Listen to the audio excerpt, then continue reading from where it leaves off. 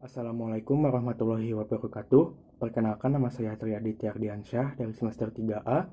Di sini saya akan mereview jurnal yang berjudul Tindak Pidana Penipuan dengan Menggunakan Sarana Telekomunikasi atau Handphone yang disusun oleh Ni Komang Ratih Kumala Dewi, SHMH, memenuhi tugas mata kuliah Hukum Pidana Lanjutan.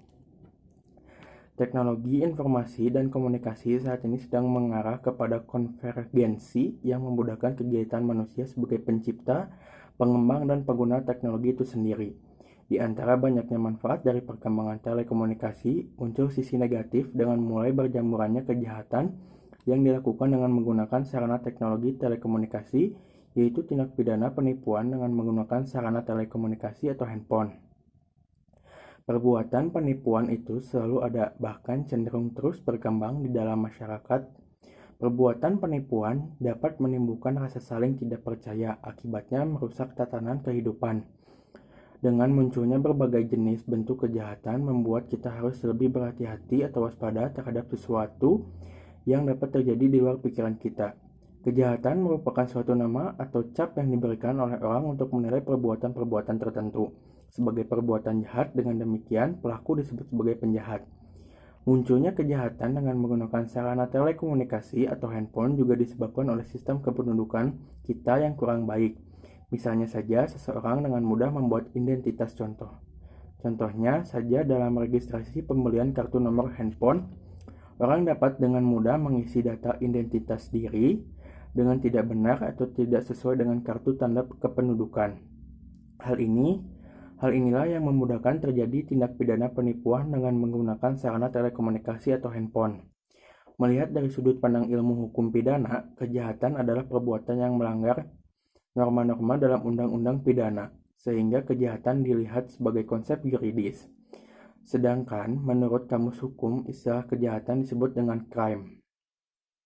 Kejahatan yang saat ini marak terjadi yaitu tindak pidana penipuan dengan menggunakan sarana telekomunikasi atau handphone.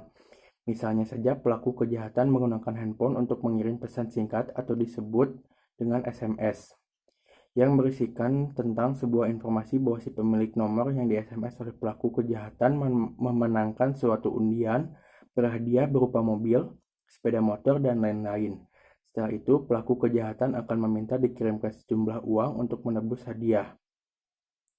Terkadang, pelaku kejahatan juga mengirim SMS yang berisikan permintaan untuk dikirimkan pulsa. Tak jarang, juga pelaku kejahatan langsung berkomunikasi dengan calon korban dengan cara menghubunginya, lalu menginformasikan bahwa sanak saudara atau anaknya mengalami kecelakaan.